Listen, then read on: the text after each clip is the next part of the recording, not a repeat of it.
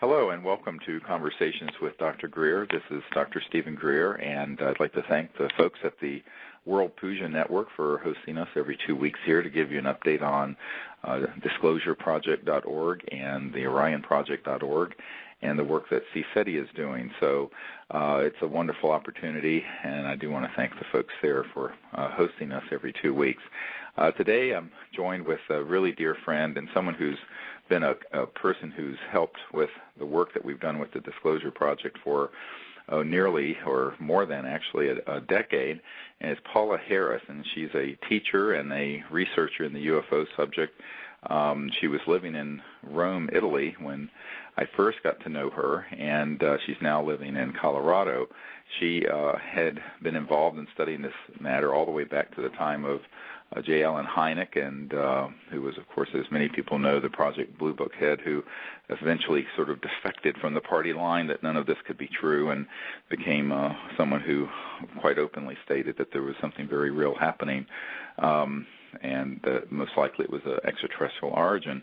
And so Paula's been involved for a very long time in the subject and has a rich history, and very importantly had helped me a great deal when I'd be in Italy meeting with Disclosure Project witnesses, airline pilots and Vatican officials and the Vatican Observatory astronomer officials, as well as Monsignor Balducci, who is a senior theologian to Pope John Paul, whose interview we also have that many people have seen at disclosureproject.org and in the material. So, Paula, thank you for joining us today.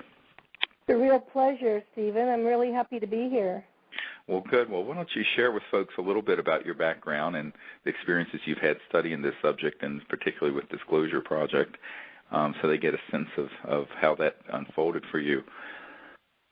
Well, Stephen, I was really lucky because I began working with Dr. J. Allen Hynek in 1979 after I saw the movie Close Encounters, and I happened to go up to Evanston, Illinois, and he came out of his CUFOS office and asked if I would do his Italian translations. And then he would come to Boulder, Colorado, because I was living here then. And the thing is that when you're working with somebody like Dr. Hynek, and you mentioned he was the head of Blue Book, but he also took all the real files and started investigating them the way they should have been done. I knew right away from the very beginning that it was real. I mean, everybody asks us, are UFOs real? Well, that's a ridiculous question. Right. The phenomenon itself is real. And I found out by working with the best, a scientist and astronomer. And this happens very often. After these people die, I get very demoralized and I feel, very sad. And right after that, 92, Hynek died in 1986. In 92, I went to Italy to stay there for 15 years teaching in a private school, and they had found out that I had this UFO research background, and that's when I began working for, Maurizio Baiata and Area 51 magazine and began doing research there, Italian research, and speaking at conferences in Switzerland and Paris and all different countries in Italy, because the atmosphere there was much more serious. In other words, it wasn't as carnivalish as it is in the United States, and they were very appreciative of any information that we had. So I started out, Stephen, with knowing it was real and just trying my best to get disclosure out there. Right. So that's sort of, and then eventually we met and we identified, a number of people in Italy that were important witnesses who had been airline pilots and military and other officials, and I came over to Italy and to interview them for disclosureproject.org, and you were very helpful, of course, with doing the translation for me and helping to identify these folks and for us getting their testimony. I want to point out to people there are actually some of them that are still Italian that we have never actually gotten out to the public because we need someone who can do the English subtitles or what have you. But they were very important interviews that we did. including, our wonderful friend Massimo Poggi, who is yes. commandant of the Italian Airlines, and who was a 747 captain and had a massive UFO on his way, I think, to Brazil from Rome that went underneath his 747 and actually lifted it up as it passed underneath him, fairly close to him. And this is sort of the commandante he was the captain of the captains, I believe, for some time with L'Italia. So. Yeah, well, he was the youngest pilot they ever hired, but Max Poggi has since photographed 2 UFOs because he's now a private pilot, and somehow they follow him. He's I guess because he got involved with you. No, I'm only kidding. They follow him around, and he has an excellent photo of a UFO in front of his daughter's, commercial airplane. His daughter is now a pilot, and these kinds of people, Steve, that are the real credible witnesses. They're not lying. They know the difference between a weather balloon and a missile and a UFO, and right. And they're very respected. I don't know if you agree, but a lot of the testimony in Europe is, taken very seriously and very respected. We don't have that, not so much of a ridicule factor. It's more of a commercial factor that we have in the United States. Well, the other thing is that the whole subject here is completely corrupted by the intelligence community seeding people into it who I know for a fact are on the payroll of the intelligence community who put out false information and all kinds of frightening information.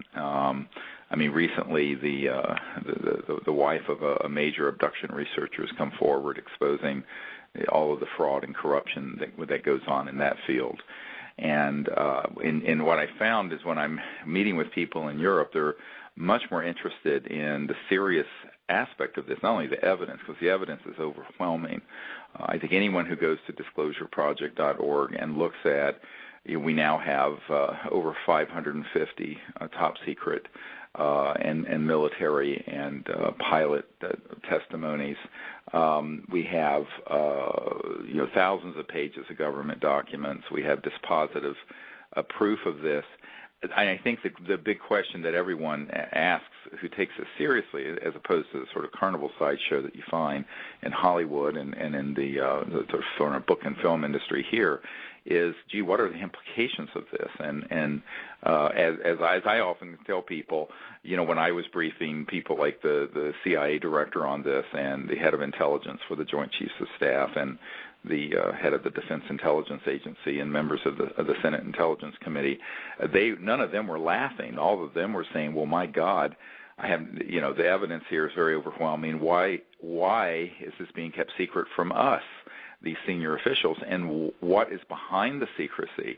And that, of course, led us immediately into the whole question of who is keeping this secret and why, this sort of hidden collegium, the secret collegium of folks.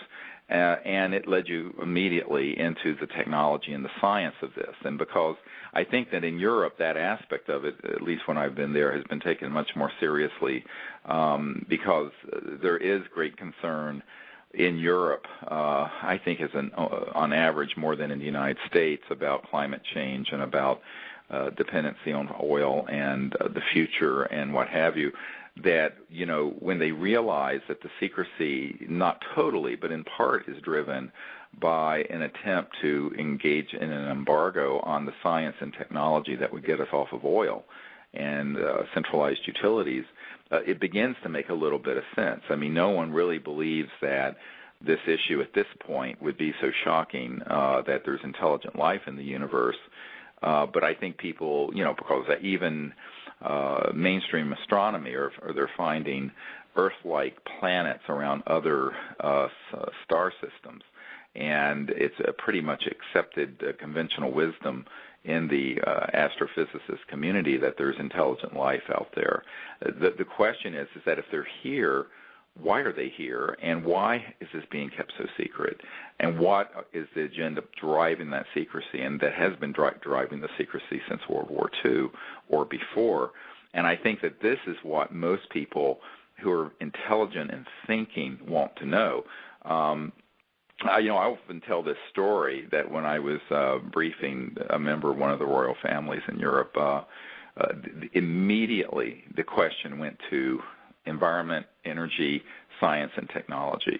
It wasn't this thing of, were there little bug-eyed gray creatures doing things sexually to people and all the sort of titillating nonsense that passes for UFO studies in the United States. What I found is that that's really what people are interested in, because anyone who's I don't know how to put this, who's well educated, for example, the CIA director that I spent 3 hours with on this, R. James Woolsey, I thought I was going to have to convince him, quote, UFOs are real, like you were saying. And it was about 10 minutes of showing him the evidence that I had, because I have daytime photographs, all these documents, top secret witness testimony, all the way up to generals and colonels and pilots and strategic air command people. And after about 10 minutes, he says, yes, I know this is real. I want to know why they won't tell me and the president, and why this is so secret that even a CIA director wouldn't be told, and a president would be denied access. And that's when we spent the next 2.5 hours talking about exactly this, the implications of this issue. And that's the part of it that I think is really the interesting part of it, because you can connect that to something meaningful. For example, that if this information can come out, not only would it change how we view ourselves in the universe, which is a philosophical, even spiritual aspect, but people are going to ask the question, well, how are they getting from one star system to here? And when people ask that question seriously, then you're going to immediately get to the next point, and that is that there's a whole new area of science, technology, energy, physics, hyperdimensional or transdimensional physics, that is the answer to some of the world's most pressing problems: world poverty, pollution, climate change, global warming, dependency on Mideast oil, the whole centralized utility system, the so-called grid that's collapsing and could totally fall completely if we had a major solar magnetic storm like we did in the late 1800s. And I think that people realize that we have got to move on to serious solutions. And interestingly, even though this subject is the butt of so many jokes, in reality it's been made a cartoonish sort of subject to hide the seriousness of what's really underneath all the cartoons. And it's interesting because some years ago I got a document from the CIA that, and a lot of people don't realize this exists, but it's out in all our materials. There's so much stuff that we put out that people can't even find half of it. But this particular document talks about, in 1950, I believe it was 51 or 53, the CIA engaging Disney Studios to create cartoons on the subject of UFOs so that it would become ridiculed and diminished in the minds of the people as sort of a cartoonish sort of ha-ha factor, and so it wouldn't be taken seriously. And that's what you see to this day. In fact, you can fast forward to even the last few months of the things that pass as stories on this, and if you go to almost any UFO conference that I've ever been to, I'd say 90% of the time is taken up with either flat-out disinformation and speculative theories, or things that are just so absurd and sexually titillating that any thinking person is completely turned off immediately and forever. So I think that this has been done rather deliberately, in my opinion, and in having looked at these documents and looked at how sort of propaganda and mass psychological conditioning takes place, where people are sort of brainwashed in a certain way of looking at something. It was fairly easy to do on this subject, and they did a very good job of it. And I know an Air Force major once told me that it was really through just sheer ridicule that the subject has been kept secret as much as anything else. Yeah, Steve, my whole career as a journalist researcher changed when I brought Colonel Philip Corso to Italy, because I got to spend really quality time with this man, and he was telling the truth. And right. in my mind, I didn't know why the secret was kept secret either. But when you get somebody as courageous as Corso coming out and saying, that he was in charge of the back engineering. Now, we got to remember this